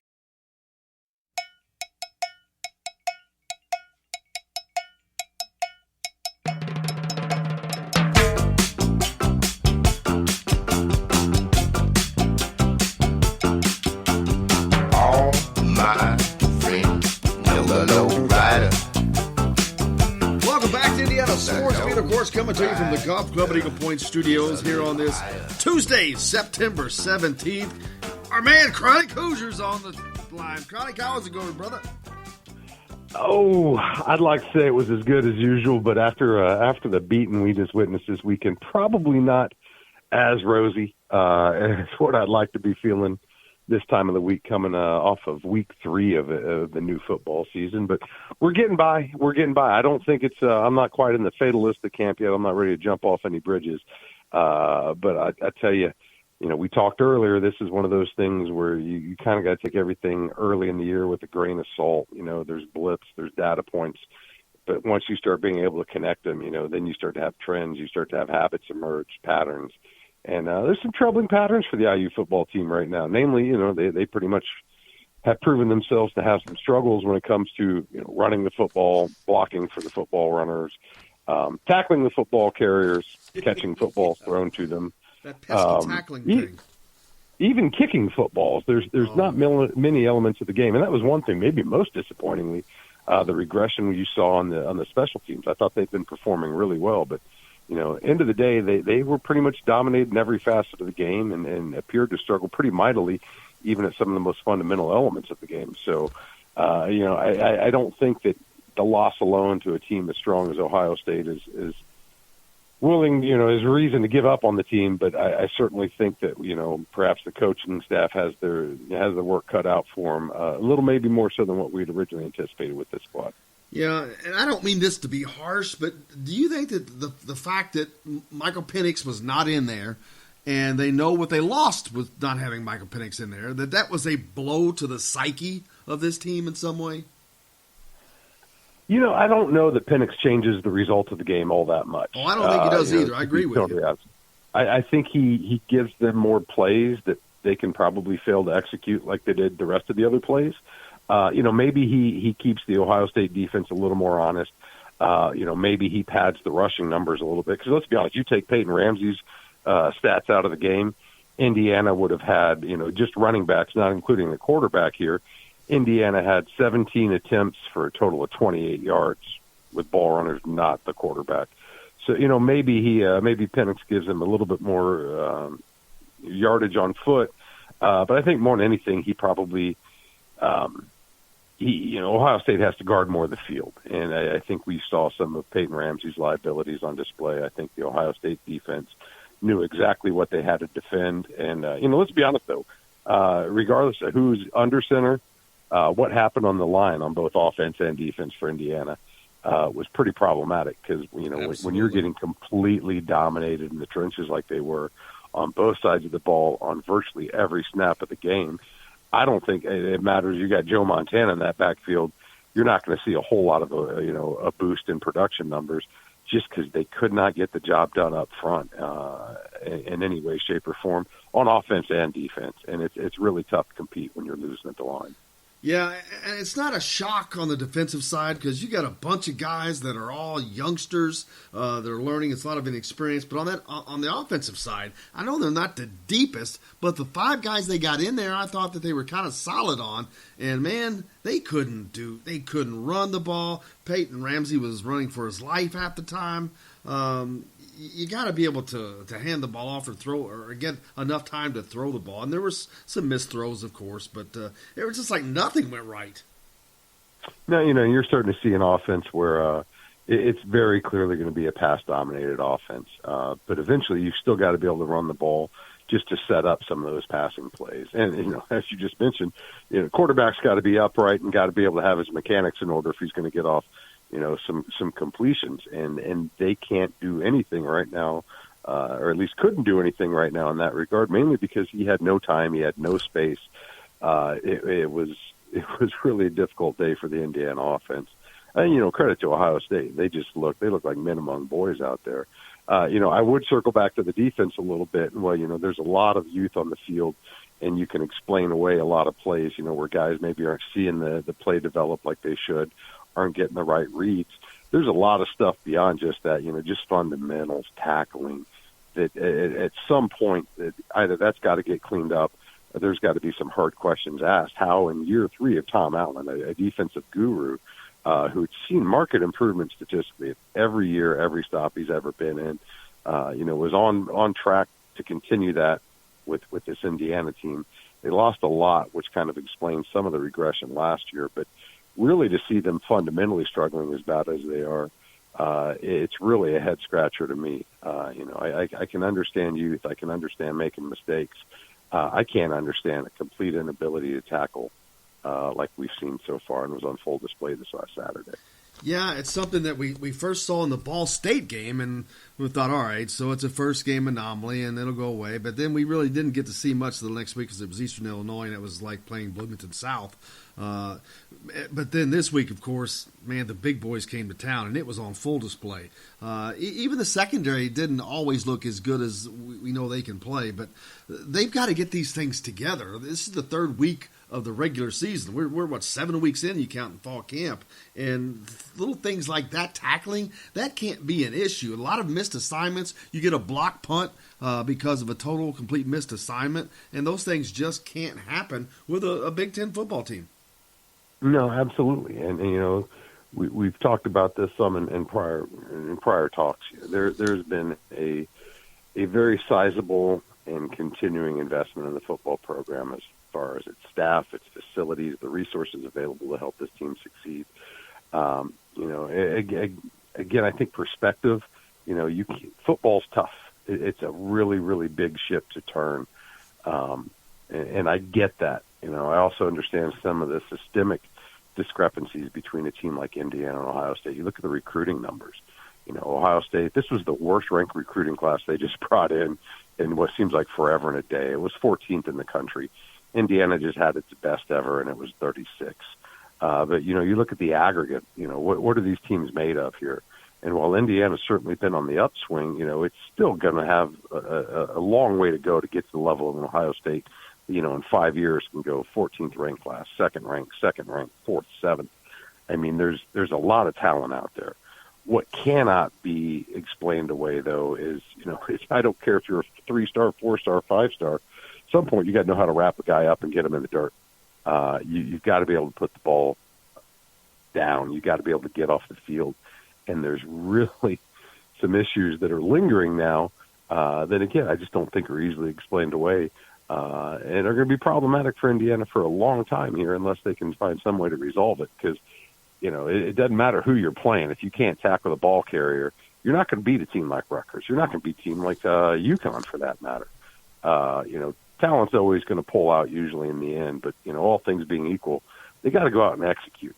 And then they really need to look at that from a man-to-man position on the field because there's 11 guys out there no matter who's on the field. And it doesn't take, it doesn't necessarily take perfection on every play, but you got to find guys that can go out there and execute their assignments on a more consistent level because you start grinding tape and you see, half the guys on the field are just getting their doors blown off within the first 3 steps of the play. And really that just comes down to failure to execute.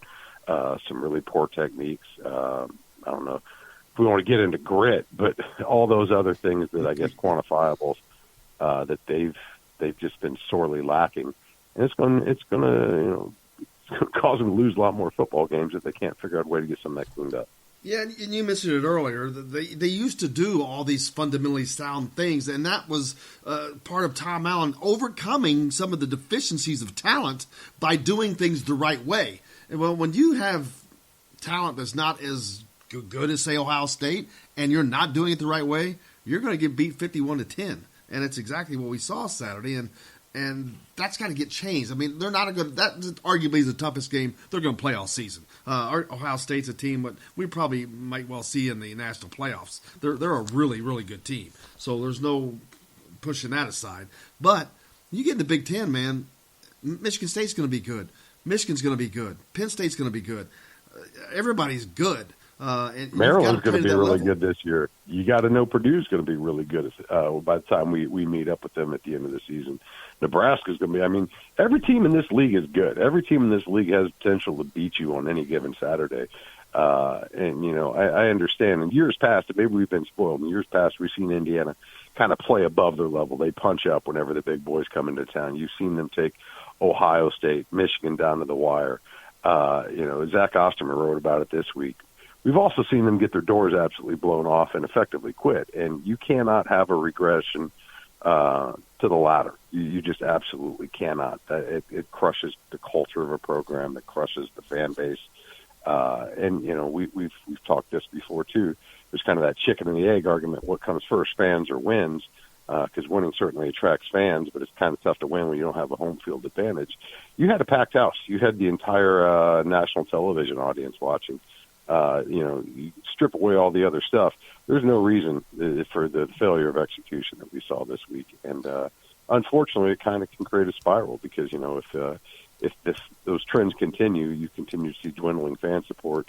And then as the weather turns and the schedule gets a little bit longer as far as the odds for bowl eligibility, we've all seen that play before, and we don't want to go back there. So, again, I'm not writing the season off by any stretch of the imagination. Bill Conley over at ESPN, his numbers still have Indiana squarely at 6-6 or 7-6 even still, the way the schedule lines up. But they took a pretty significant drop in the rankings, and that's just the analytics. That's the numbers.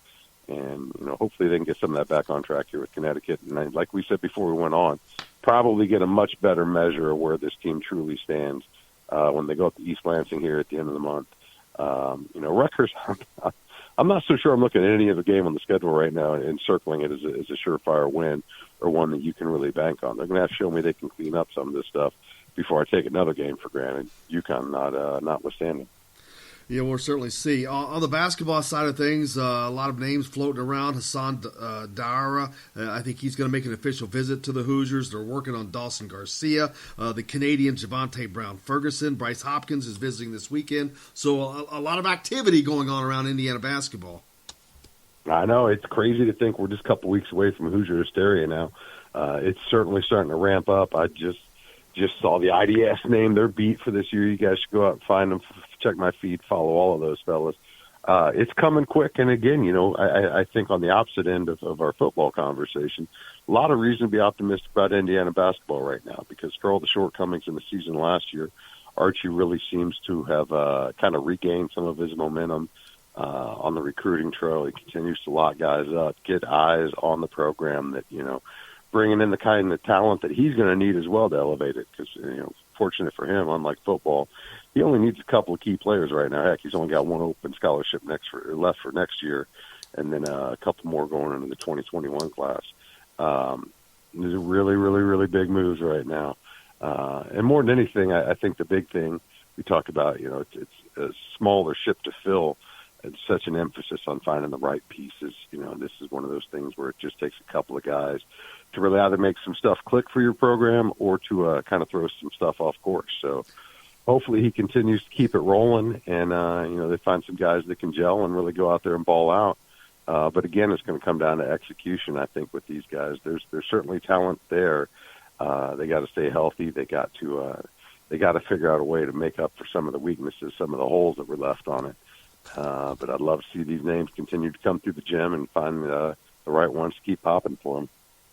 Yeah, absolutely. And there's, you know, they need a point guard and they need a big guy both. So they actually need two more guys, and there's a possibility they may sign five. I know they only have the one scholarship like you alluded to, but he's also talked about potentially signing more. And he's been chasing a point guard for 2 years, and he really wants to get that nailed down. But at the same time, he's got to get a big guy in this class, I think, because of looking at the future.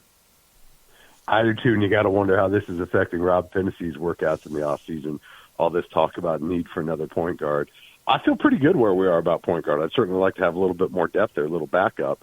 It's going to be tough to necessarily kind of get that balance. You know, ideally you kind of want a veteran and a younger guy so that you have that continuity throughout the graduation cycles.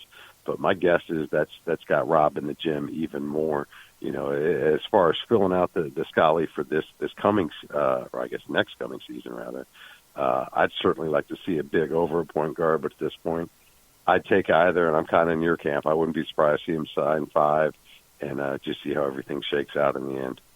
Absolutely. We'll see who those guys end up being as he's trying to round that class out. Some good news on the Indiana side is how about the women's programs over the weekend? Both women's volleyball and women's soccer go to Lexington, Kentucky. Both beat Kentucky on the road, man, and probably none bigger. I don't know that either was bigger than the other because Kentucky volleyball was ranked number 15, so that's a huge win for Steve Aird and crew, getting that road win over a ranked team. But yet the Kentucky soccer team was undefeated, and so the soccer program is one that's very young as well. So both huge wins for those two programs. No, absolutely, massive wins for him. Shout out to Coach Aird. Actually, he's gonna be joining us on Mind Your Banners for a segment this week, I believe. Zach was just hitting me about it today, so I'm excited for that. Super excited for the program. Not only was it a win over a ranked team on the road, they had to come from behind. They got themselves an early one set hole to start it, so they rallied back strong. It's definitely something that you should be excited for as an Indiana fan. I think that's a program we've talked about it. They've got a lot of talent nearby in state, and he's not only pulling some of that in, but he's pulling it from afar. But huge shout out as well to the soccer team because that's no easy task, and that's a program that's still kind of finding their footing. They've had a number of coaching changes here over the last decade, so to see them go on the road. Against, I don't know that Kentucky's necessarily their blood rival like it is in basketball, but anytime you have an Indiana team, it's Kentucky in Lexington, that's huge. Coach EVB, shout out to him. That's big win. Now the thing is they got to sustain it. They got to keep it rolling. But I'll tell you what, both of those great opportunities. If you haven't had a chance to get out, go check out women's volleyball. Go check out women's soccer. It's free to get into Armstrong Stadium when the women's team's playing. So check that out while the weather's still nice as well and give those ladies some support. And speaking of Armstrong Stadium, it will be rocking tonight, Chronic, at 7 o'clock out there. The Hoosiers, number 4 Hoosiers, hosting the number 10 Fighting Irish of Notre Dame. It's always a big match. Oh, massive. And I'll tell you what, you can throw the rankings out the window. It doesn't matter if these guys are number 1 and number 2. If they're both unranked, every Indiana Notre Dame soccer match is one for the books. You want to be there. You want to check it out. It's also one of those where home crowd really helps those guys. And if it's like the rest of the season so far for the men, it's probably going to overtime. So a little bit extra juice in the stadium to help the boys get to the finish line would definitely be appreciated. I know Coach Yeagley would like to see you out there as well as all the squad. But for fans of the game, I can't recommend this match enough. It's always one to circle because it's going to be a heck of a fight, man. Those are two perennially great teams. A lot of respect for Notre Dame, the way they play ball. They always give Indiana a tough fight. Like I said, rankings don't matter. It's just these are two really sound clubs going against each other. So love to see everybody out there tonight. Love to see Hoosiers stay undefeated here. He's faster than a speeding bullet, able to jump tall buildings in a single bound. You know him, you love him, you can't live without him. Chronic Hoosier, brother, I can't thank you enough, as always. Hey, appreciate it. Thanks, as always, for having me on. We'll catch you guys next week. You bet, brother. Have a great week. Chronic Hoosier joining us here as he does each week on Indiana Sports Beat. We've got more coming up from the Golf Club at Eagle Point Studios. We'll be back with that right after this.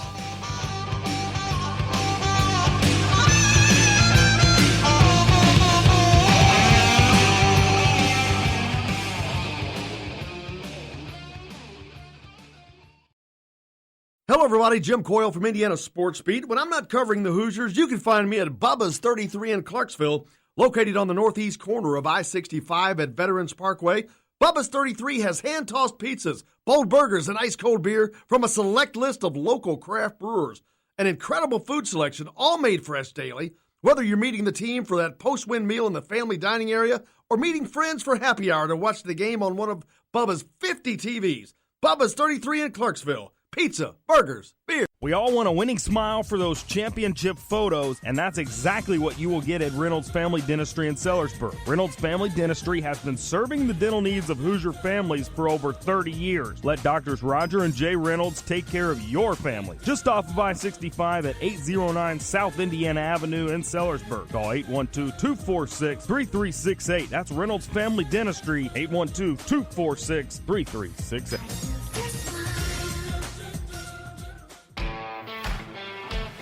Now that warm weather has arrived, it's time to hit the links, and there's no better place than the golf club at Eagle Point in Bloomington. Voted best golf course by the readers of the Bloomington Herald-Times, the golf club at Eagle Point is under new ownership, has new fairways and bunkers, and it's open to the public. When the round's over, there's cold beer and a full menu at the Eagle Point Pub and Bistro. Call 812-824-1100 to make it tee time. That's 812-824-1100. The golf club at Eagle Point in Bloomington. This is AJ Moye. This is Dan Duckett. Hey, this is Michael Lord, former Indiana basketball player. This is Indiana football coach Tom Allen. This is Jim Coyle with the Indiana Sports Beat. You can always like and follow us on Facebook. Always follow the show rebroadcast on iTunes, Google Play, iHeartRadio, Spotify. TheDailyHoosier.com is a great place to sign up for each and every day, or, of course, on 97.7 The Ref in Evansville. For the best recycling and waste removal service, turn to the area's leader, Sweetland Waste Removal and Recycling, a homegrown company serving southern Indiana since 1995. Sweetland Waste Removal and Recycling serves Floyd, Clark, Harrison, and Washington counties. For excellent service and peace of mind, call Sweetland Waste Removal and Recycling today at 812-944-5642. That's 812-944-5642. Keep life sweet with Sweetland Waste Removal and Recycling. I'm Rain Shaddy, and I'm a Hoosier. As a toddler, you could always find me running around in a cream and crimson onesie and a red IU hat reminiscent of those worn during the world-famous William Tell timeout, shouting, "Go Hoosiers!" Like many other alum, I chose to make Bloomington my home. As a civic and alumni leader, I have become very knowledgeable about our community and would love to share my insights with you as your realtor. Find me on Facebook or call or text me, Ryan Shaddy, with FC Tucker Bloomington Realtors at 765-623-9093. This is James Blackman Jr., former Indiana Hoosier. Make sure you're keeping up with the Hoosiers on Indiana Sports Beat. Today's guest is brought to you by Bubba's 33 in Clarksville, with hand-tossed pizzas, bold burgers, and ice-cold beer. Pizza, burgers, beer. Bubba's 33 in Clarksville.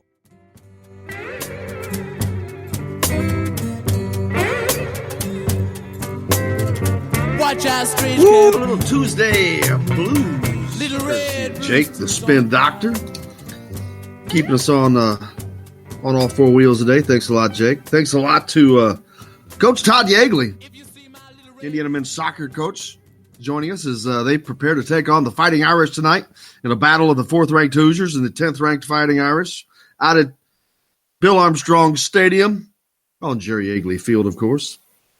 Looking forward to that, man. The weather is pristine, perfectamundo. Gonna have some fun soccer tonight, boys and girls. On the program tomorrow, our good friend Matt Weaver from Peaks.com. Talk about your favorite thing, Indiana football. They head into a UConn game as a 27-point favorite. Blows my mind. That means UConn must absolutely suck. It's rare that you see a team a 27-point favorite coming off of a 41-point beatdown. But hopefully the Hoosiers will get things turned around. Well, not turned around, that's not the right word, but refocused, I think is a better word for that.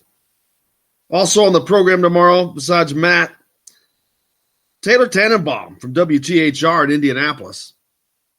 Taylor's a great sports reporter anchor for THR, originally from South Florida, but she's been here for a while. Excellent coverage of the recent Brickyard 400 up there. I've known Taylor for a year or so, but man, her coverage of that race was awesome. It really was. It was superb coverage. She's a really good reporter. Looking forward to talking to Taylor, having her on tomorrow as well. And then, of course, later in the week on Thursday, we've got our sports reporter segment.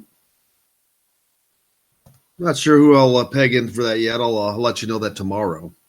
And then, of course, on Friday, I always try to pull something out of the hat, but it's always Todd Father Friday. TGIF, that's what it stands for. Todd Father Goodness It's Friday. Right? I guess that's TTGIF. Thank Todd Father Goodness It's Friday. No, Todd Father, thank goodness it's Friday, right? You get it worked around somehow. More text into the show. Tim says, a couple of texts. The thing about, I was talking earlier about these IU basketball recruits and the elite not wanting to come to Indiana. The thing about coming to IU is the exposure they'll get. Also, we have a few NBA players that return to campus often. Yeah, but they're NBA players that were 90% of those put in the NBA by a different coach. And I don't think in this day and age, IU doesn't have any more exposure than anybody else. Hasn't worked up to this point in that regard. Any sightings of Penix practicing? Well, practices are closed, so I haven't seen it, but I haven't heard. They're going to keep that pretty tight to the vest. I can tell you right now. They don't have to. They remain. Although we know approximately what the injury is, that's approximate. There's been posts on social media by people that are not in the media because they don't have reprisal thrown upon them, as in losing credentials. But they're going to keep that injury close to the vest. They would prefer that it hadn't gotten out when it did last week, but I don't know that it would have mattered because when game time rolled around and Michael Penix wasn't playing, the questions would have been abound. I doubt he plays this week. I absolutely do not think he's going to play against a 28-point underdog because they don't need him. They will need him the following week against Michigan State up in East Lansing. I'll be up there for that game, bringing you complete coverage, of course. So I don't expect Michael Penix to play this week, but that's just my guess. And that's all that is a total guess. We've not been told anything, and I don't think that they're going to do it. If it's a day-to-day thing, but Coach Allen did say, he was asked in the press conference yesterday about that, and I wish I had that pulled up on cue, but I don't. But not only is he day-to-day, he talked about, he's a young quarterback, and he needs all the reps he can get, which is funny because when we were coming out of that Eastern Illinois game, I asked Coach Allen about pulling him so quickly in the second half because at the time we didn't know that he had suffered an injury. And I asked him about, wouldn't it have been better to let him finish the half, get him as many reps as he can since he's such a young quarterback? Well, they kind of gave a, PC answer and without telling us that he was hurt. So I don't expect him to play because I think that Jake could start at quarterback this week and Indiana would win. That's debatable. Yeah. Just hand the ball. Well, I'd say just hand the ball off, but Indiana hadn't been able to run the ball. When am I going to get Calbert Chaney on the show? As soon as possible. I've been trying to get Calbert on. He's been very busy. As a matter of fact, I'm going to reach out to the Todd Father and say, dude, get this done. As a matter of fact, I got to talk to the Todd Father as soon as the show's over. So be something I bring up again for that. Thanks for that, Tim. And then this should be a game to get Tuttle some reps. Absolutely agree. As a matter of fact, I think Tuttle should have got all the reps in the second half last week. What the hell was the point in leaving Ramsey out there? I mean, again, this is not about him, the person. Great kid, great competitor. Tom Allen has almost too much loyalty to Peyton Ramsey. You need to get this other kid better because Peyton Ramsey is never going to be the answer, ever. I don't know that Jack Tuttle will be the answer. But I think you should try to find out. He has a little more. He's more of a pro-style quarterback. He's not a runner, and which is kind of that's not what Coach Allen has really seemed to prefer in a quarterback. He prefers a kid like Peyton Ramsey who can throw and run. He just can't throw deep, but preferably Penix, who can throw deep and run. So that's going to be a deal to be worked out over the next couple of years, but you still need to get this dude some reps. He can throw the ball down the field at least, but he's still behind. He's got a learning curve. You can see when he's out there that he hasn't gotten the reps. So, yeah, if they're up big in this first half, they can get him a lead, get 4 touchdowns, get him in the game immediately.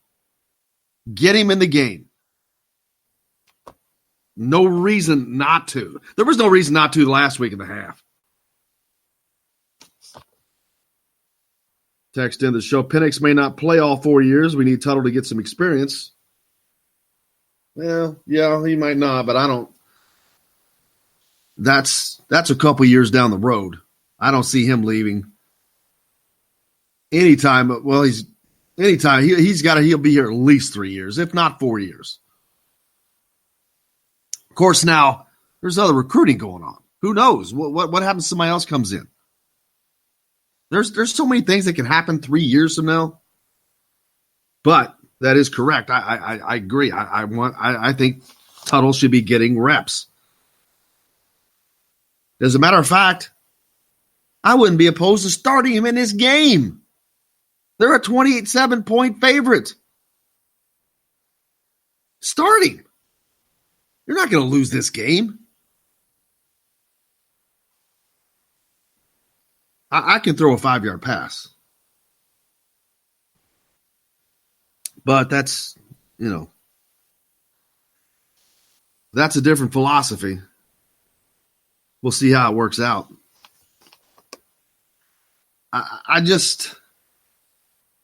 The Ohio State loss is not, it's not like it was a shocker that they lost. They're an 18-point underdog. And that was closer than it should have been. But it was how they lost. And that's why they're so disappointing. And to hear the reasons why afterwards, the lack of focus and this and that, and I'm like, yeah, I don't get that. I'm still not understanding it. But you're going to be fired up for a UConn team. You're going to be all focused for them. When we get into Big Ten play, back to Big Ten play, week after week, you can't have those excuses. This is a make or break season for Coach Allen. And I hope it works out for him. But this is a make or break season. They have to go to a bowl game this year. I'm not saying that they're going to fire him if he doesn't, but the fans will be beside themselves if Indiana does not make a bowl game this year. Now, I don't think that they don't. I think they still go to a bowl game. As long as Penix comes back, they're fine. If Penix doesn't come back, all bets are off the table. It's a 50-50 shot to me if Penix is not the quarterback. We've seen the 5-7 Peyton Ramsey show for 2 years. So that's why I say that. This schedule is not easier. Does not get any easier. You go to places like Nebraska. Even though Maryland got throttled last week, they beat by Temple, you have to go to Maryland. You've got a Michigan team coming in. Although they haven't been great this year, still haven't been able to get over that hump. You've got to go to East Lansing week after next. Penn State, you got to go there. Happy Valley. So the schedule does not lighten up. They have to get Penix back. Now, there's no reason at this point not to think that's going to happen. We've been told that it's not expected to be a long-term thing, and I think that they just use this week to rest him. They don't need him. But they will need him for Michigan State. They cannot win Michigan State without Mike Penix. If Ohio State beats up on some other teams the rest of the year, I won't feel so bad about the Ohio State loss. Again, it wasn't even the score of that game that bothered me. It was what went on within it. But, I wonder, I truly wonder, did not having Michael Penix going into that, did that affect the psyche of that team? I really wonder that. I mean, and it very well may have. You were talking about the minds of 18, 19, 20-year-old kids. I'm not saying that that's okay, but if that was the reason, I wish they'd say it because I'd understand it.